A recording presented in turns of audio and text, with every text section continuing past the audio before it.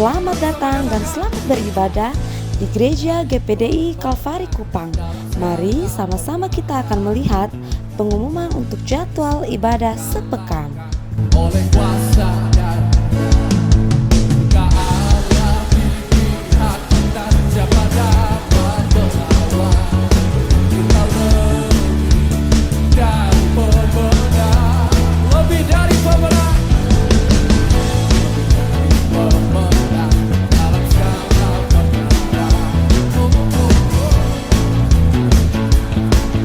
Oleh kuasa dan jika Allah di pihak kita, siapa dapat melawan?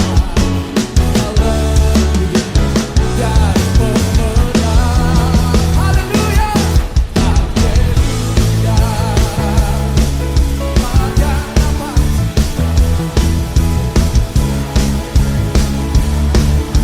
Kami juga mengucapkan selamat datang untuk para jemaat yang baru pertama kali bergabung di Gereja GPDI Kalvari Kupang. Sampai jumpa di ibadah-ibadah selanjutnya ya. Tuhan Yesus memberkati. GPDI Kalvari, sekali Yesus, tetap Yesus. Haleluya. kita bersama, kita mengakhiri tahun ini dengan jadi pemenang. Amin. Katakan bersama.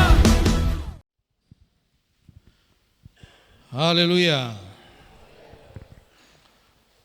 Puji Tuhan, selamat pagi, salam sejahtera bagi kita semua dalam kasih Tuhan kita Yesus Kristus. Kita bersyukur kepada Tuhan untuk kesempatan yang masih Tuhan berikan kepada setiap kita dapat beribadah kepada Tuhan. Baik, puji Tuhan, pagi hari ini saya menyampaikan kebenaran firman Tuhan dari surat Filipi pasal yang ketiga. Surat Filipi pasal yang ketiga, ayat 13 dan ayat yang ke-14. Filipi pasal 3, ayat 13 dan ayat 14. Demikian firman Tuhan. Saudara-saudara, aku sendiri tidak menganggap bahwa aku telah menangkapnya, tetapi ini yang kulakukan. Aku melupakan apa yang telah di belakangku dan mengarahkan diri kepada apa yang di hadapanku, dan berlari-lari kepada tujuan untuk memperoleh hadiah, yaitu panggilan sorgawi dari Allah dalam Kristus Yesus. Puji Tuhan. Rasul Paulus adalah seorang rasul yang luar biasa, saudara. Dia telah mengalami pengalaman-pengalaman hidup yang luar biasa. Dia adalah rasul yang mengalami pertobatan yang luar biasa juga. Dalam suatu perjalanannya ke Damsyik untuk menurut Rasul Paulus menegakkan kebenaran. Untuk hal yang menurut Rasul Paulus melakukan firman Tuhan. Yaitu dengan membantai orang-orang percaya, yaitu dengan menangkap orang-orang percaya.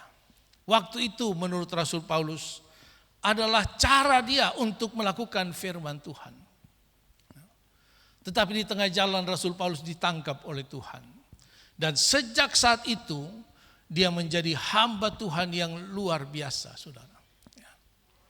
Nah, di ayat sebelumnya dari ayat-ayat ini Rasul Paulus itu menjelaskan tentang latar belakang hidupnya sebelum dia menjadi orang yang betul-betul melayani Tuhan dengan benar.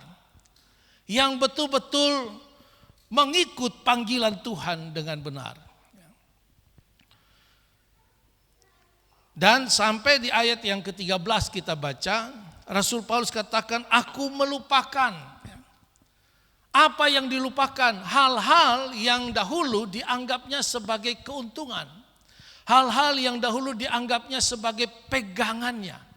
Hal-hal yang dulu dianggapnya sebagai kekuatannya. Untuk apa? Untuk mencapai di ayat yang ke-14 dikatakan hadiah. Hadiah yaitu panggilan sorgawi.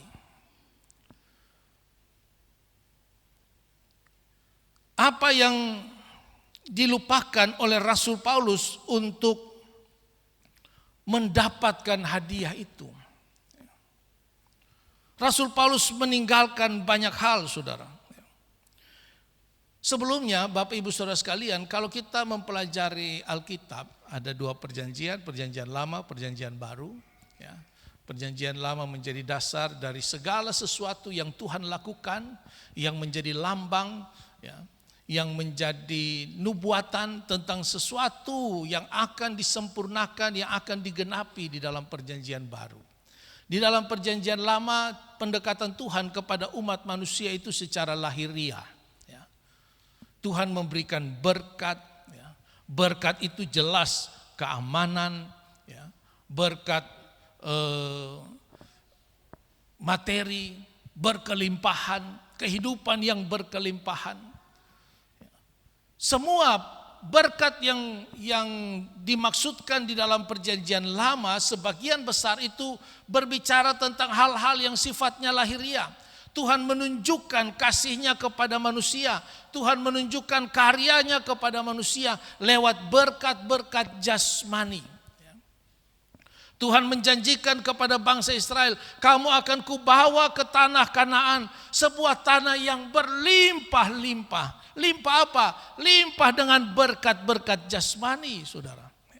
Berlimpah dengan madu, dengan air susu, dengan buah-buahan yang memang ke-12 pengintai itu membuktikan semuanya itu, saudara. Tapi berlanjut ke dalam perjanjian baru, hal-hal itu berubah, saudara.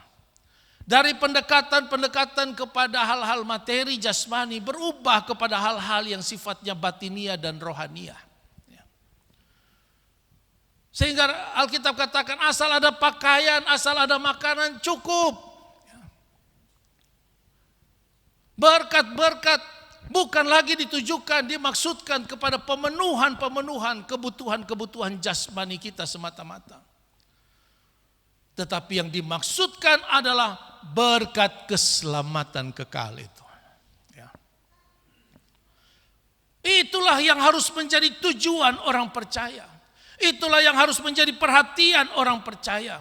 Bangsa Israel, mereka tertuju kepada berkat-berkat jasmani. Sehingga ketika perjalanan hidup mereka sulit, sukar, mereka meninggalkan Tuhan. Ketika yang mereka harapkan seperti belum juga terwujud, mereka tinggalkan Tuhan. Tapi bagi kita, orang-orang perjanjian baru, Yesus katakan, apa gunanya orang miliki seisi dunia, tapi jiwanya binasa. Mari kita mengarahkan perhatian kita, tujuan-tujuan kehidupan kita. Bukan lagi seperti orang-orang perjanjian lama yang harus melihat sesuatu itu baru mereka percaya. Karena Alkitab katakan perjalanan kita bukan karena melihat, bukan karena pandangan-pandangan jasmani kita, tetapi pandangan rohani kita kepada Tuhan. Nah, Rasul Paulus sudah mengalami banyak hal, saudara. Di dalam Filipi pasal yang keempat, Rasul Paulus katakan, tidak ada yang menjadi rahasia bagiku. Segala sesuatu sudah aku alami. Mau yang berlimpah, sudah. Mau yang kekurangan, sampai tarusu-tarusu di tanah, sudah. Dia sudah alami semuanya. Mau yang berkuasa luar biasa, sudah. Mau yang tidak berkuasa, tidak punya jabatan, tidak punya kekuasaan, sudah juga. Rasul Paulus bilang, segala sesuatu tidak ada yang menjadi rahasia bagiku. Kalau istilah sekarang, orang sudah selesai dengan dirinya sendiri. Mari jemaat Tuhan, dalam kehidupan kita menyadari bahwa ada tujuan. Ada tujuan-tujuan rohani kita. Karena itu perhatian orang percaya bukan lagi kepada hal-hal lahiriah, tetapi hal-hal yang rohania. Amin. Karena hal yang jasmania itu dijamin oleh Tuhan selama hidup rohani kita benar. Pasti dijamin oleh Tuhan. Nah, Di dalam ayat yang keempat dikatakan, sekalipun aku juga ada alasan untuk menaruh percaya pada hal-hal lahiriah, jika ada orang lain menyangka dapat menaruh percaya pada hal-hal lahiriah, aku lebih lagi. Ya. Kalau ada orang yang bisa berpegang, ya, berharap kepada hal-hal lahiriah, oh saya lebih lagi karena saya punya banyak. Ya. Ayat 5, ya. Disunat pada hari yang ke-8. Ini bicara tentang ketaatan kepada hukum Taurat. Bicara tentang ibadah-ibadah yang agamawi, rutinitas yang sekedar menunjukkan identitas sebagai orang percaya tanpa ada perubahan hidup, saudara. Disunat pada hari yang ke-8 persis seperti Yesus. Itu kebanggaan, saudara. Menunjukkan betapa dia taat melakukan setiap tuntutan-tuntutan Taurat. Tapi seringkali itu hanya menjadi sekedar sebuah identitas, saudara. Berapa banyak orang percaya yang rajin ibadah, tapi hidupnya tidak berubah. Identitasnya jelas sebagai orang percaya, KTP-nya jelas, di pintu rumahnya ada salib. Tapi apakah ada perubahan hidup? Ini Rasul Paulus jelaskan, ini hal-hal yang dia miliki sebelum pengenalannya kepada Kristus. Bukan orang tidak ibadah, dia orang ibadah, saudara. Dari suku Benyamin. Wah, suku Benyamin ini suku yang setia pada kerajaan Yehuda, saudara. Salah satu anak kesayangan Yakub. Paulus bangga karena dia orang Ibrani asli tanpa ada campuran apapun, saudara. Ini berkaitan dengan adat istiadat tradisi. Ya. Banyak orang percaya yang sudah ikut Tuhan, tapi sulit meninggalkan tradisi. Ya. Sulit meninggalkan adat istiadat. Weh, berat. Ya. Soalnya botol masih di dunia ini. Padahal Alkitab ini juga ada di dunia ini. Firman Tuhan ini juga diberikan untuk kita yang hidup di dunia ini. Kalau kita sudah di surga, kita tidak butuh Alkitab lagi, saudara. Kita sudah hidup bersama-sama dengan Sang Firman itu. Kita butuh Alkitab buat apa? Untuk mengajar bagaimana kita hidup dengan budaya surgawi di dalam dunia ini. Tapi banyak orang percaya, katanya orang percaya. Tapi untuk meninggalkan tradisi-tradisi, adat istiadat, ajaran-ajaran nenek moyang, waduh itu berat. Mari ada perubahan hidup, saudara. Tidak semua ajaran tradisi itu salah. Tidak semua salah. Tapi kalau kita sudah tahu tidak berkenan, tidak sesuai, sejalan dengan firman Tuhan, ya tinggalkanlah. Tinggalkanlah. Rasul Paulus juga seorang yang punya pendidikan yang terbaik, saudara. Luar biasa. Dididik di dalam Kisah pasal 5 itu dididik secara ketat, secara disiplin oleh Gamaliel. Gamaliel itu profesor hukum Taurat, saudara. Dia guru besar dalam berbagai ajaran mengenai Taurat, mengenai adat istiadat orang Yahudi. Pengetahuan itu penting. Tidak ada yang bilang pengetahuan tidak penting. Tapi pengetahuan tanpa tindakan yang benar juga tidak ada gunanya, saudara. Karena ternyata pengetahuan Rasul Paulus yang banyak itu, tanpa perjumpaan dengan Tuhan, apa yang dilakukan justru berbanding terbalik dengan tujuan Tuhan dalam hidupnya.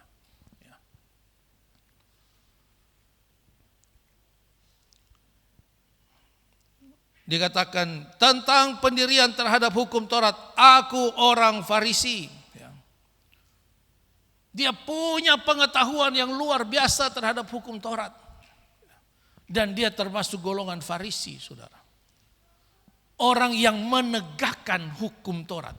Orang Farisi itu orang yang menegakkan hukum Taurat dan segala adat istiadatnya. Itu orang Farisi. Luar biasa. Dia bekerja luar biasa. Ayat 6. Tentang kegiatan aku penganiaya jemaat. Tentang kebenaran. terhadap menaati hukum Taurat, aku tidak bercacat. Bapak Ibu Saudara sekalian, semua yang dicapai oleh Rasul Paulus ini sebenarnya baik. Tidak ada yang salah dengan itu.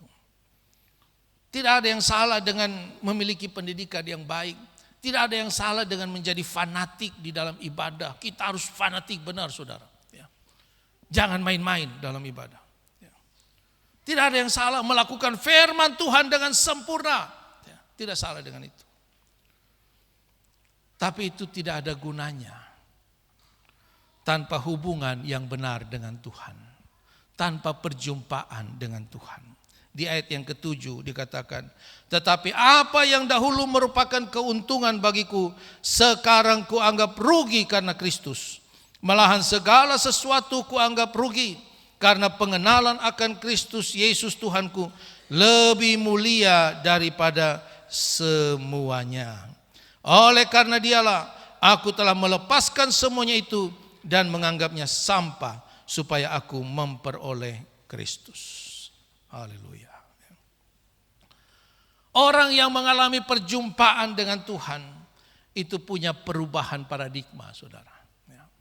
Orang yang berjumpa dengan Tuhan sungguh-sungguh itu memiliki perubahan cara berpikirnya.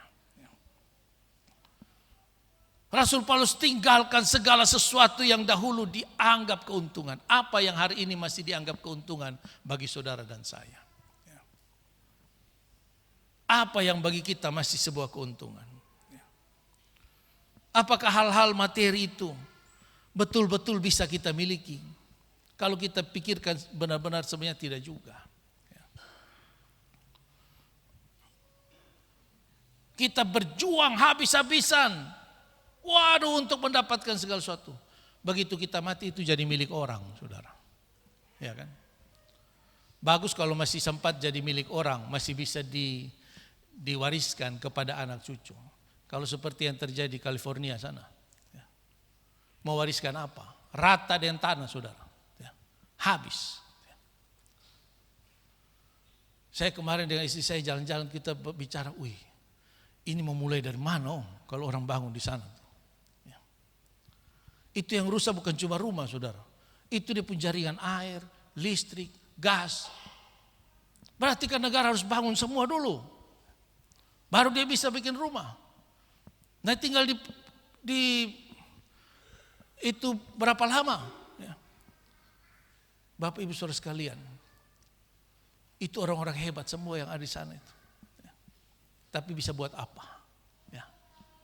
Silicon Valley-nya Amerika itu yang pusat segala kecanggihan teknologi bisa bikin apa? Ya, tidak bisa bikin apa-apa, saudara. Ya. Apa yang harus kita perjuangkan? Ya. Karena itu mari kita dalam perjalanan kehidupan kita harus menyadari sungguh-sungguh ada hal-hal yang memang betul-betul harus kita tinggalkan. Harus kita lupakan. Memang tidak semua kita tinggalkan dan lupakan. Karena ada hal-hal yang harus kita ingat menjadi pembelajaran di dalam hidup kita. Tapi Rasul Paulus jelaskan beberapa hal yang harus betul-betul tidak mempengaruhi perjalanan iman kita kepada Tuhan. Kenapa? Karena kita sering bersandar kepada hal-hal yang seperti itu. Kita sering bergantung kepada hal-hal yang demikian.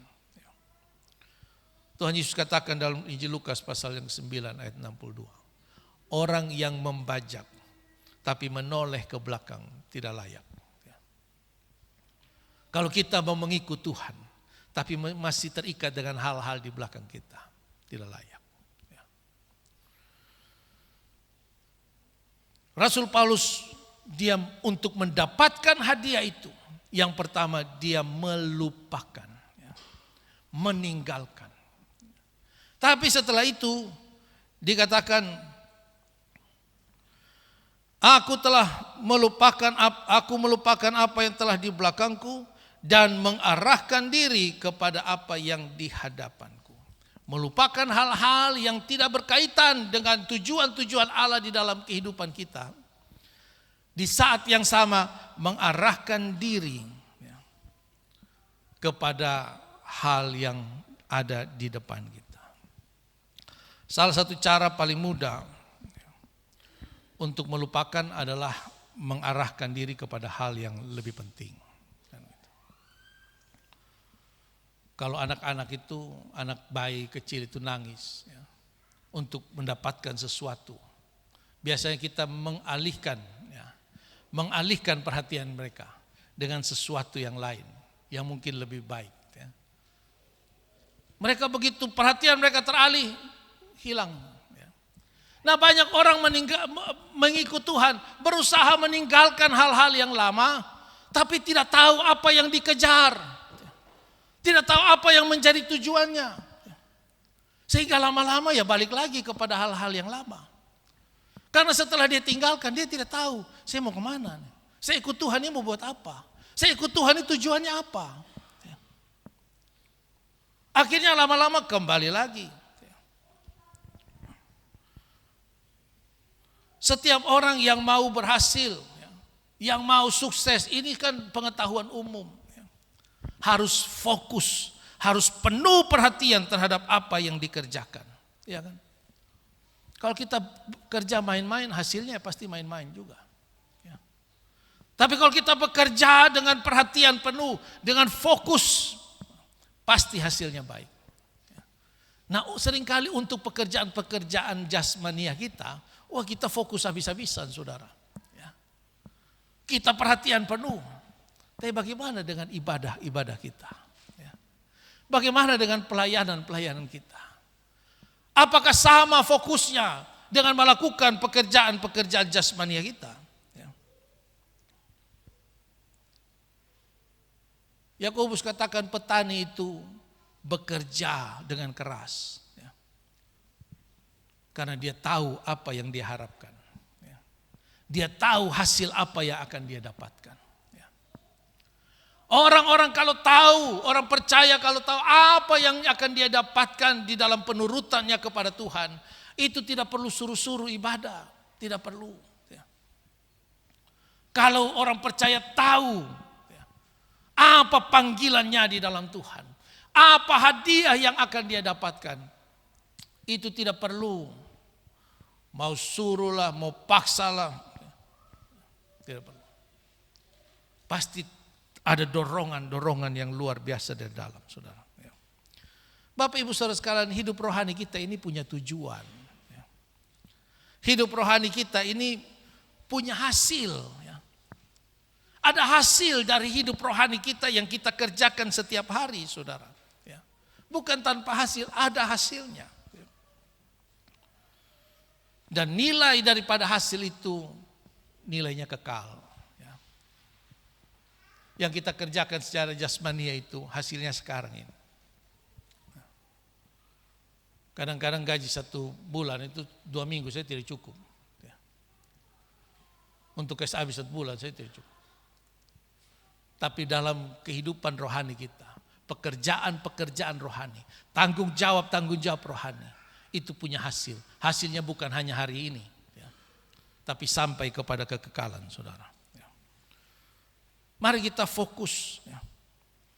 Karena sekarang ini banyak orang, semua, saya pun demikian, saudara. Kita gampang terdistorsi. Terdistorsi oleh apa? Oleh notifikasi.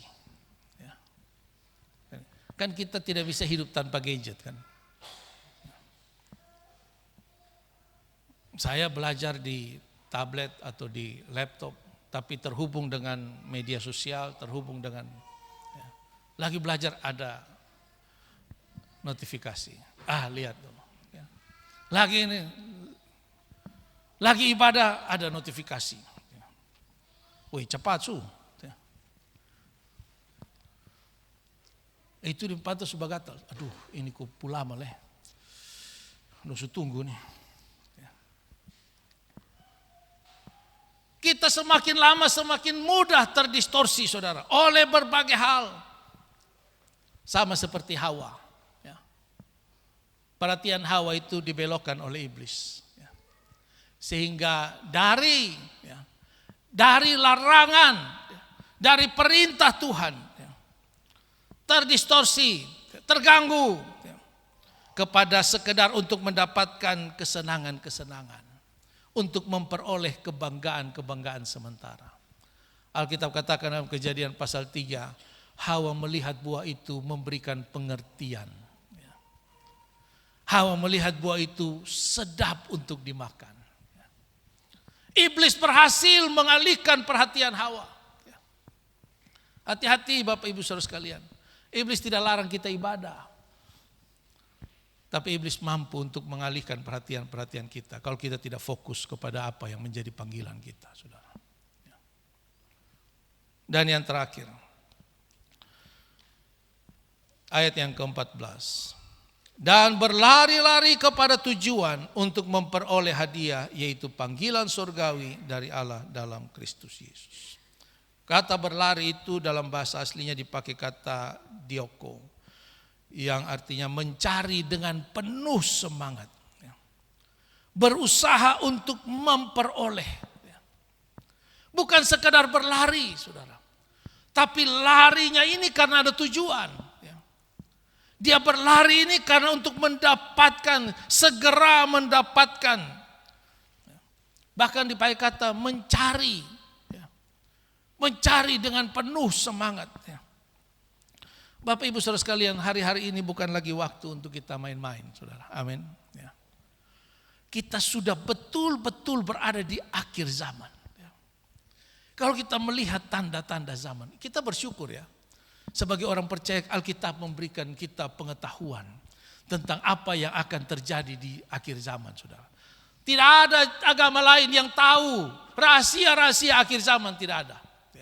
Hanya Kristen, hanya kita orang percaya. Tuhan membuka rahasia-rahasia akhir zaman. Dan kalau kita belajar sungguh-sungguh, kita harusnya menyadari kita betul-betul sudah di ujung. Kalau kita lihat apa yang terjadi di dunia ini, terjadi di Amerika, terjadi di Timur Tengah, di Israel dan sekitarnya. Wah, itu luar biasa, saudara. Sungguh-sungguh.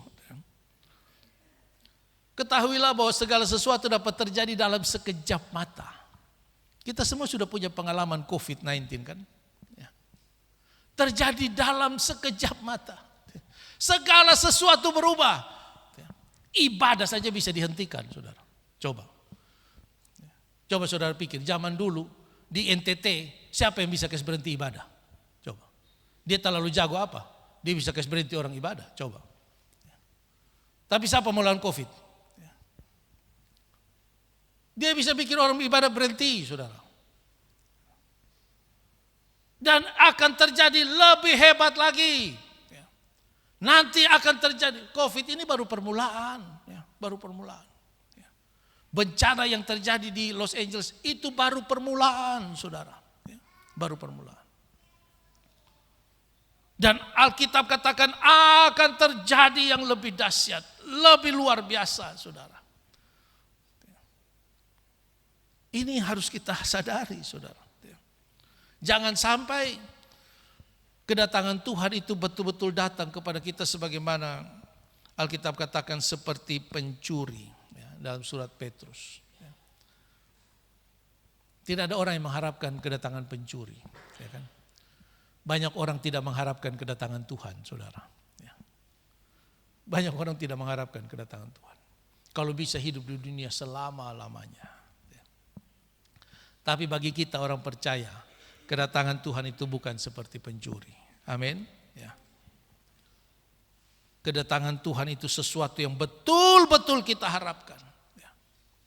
Tuhan seringkali seperti berlambat-lambat, saudara. 10 anak darah itu mereka kenal Tuhan. Mereka tahu firman Tuhan. Mereka tahu tujuan Allah. Mereka tahu, saudara. Tetapi yang 5 tidak menjaga, tidak fokus.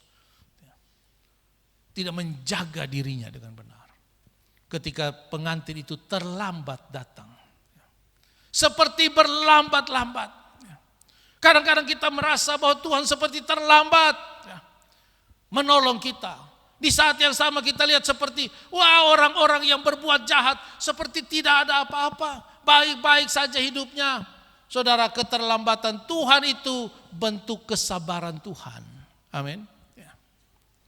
kesempatan yang Tuhan masih berikan kepada kita semua untuk kita mulai membangun hidup rohani kita dengan benar, saudara.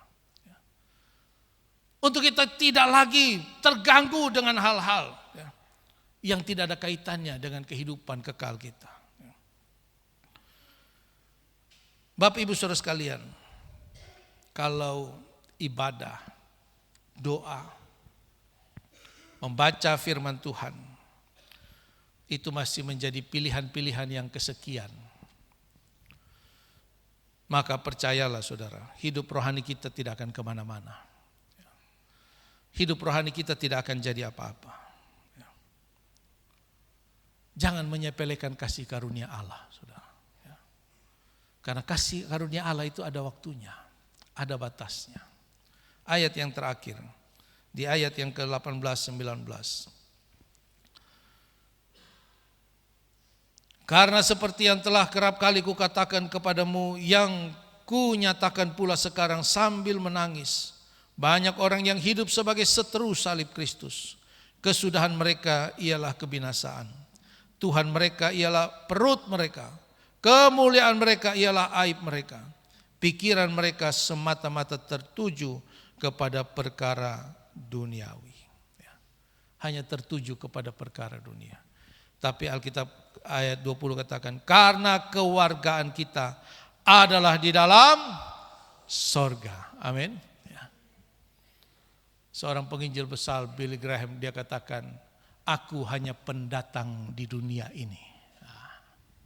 Suatu waktu kemahku akan dibongkar dan aku akan kembali ke rumahku di sorga.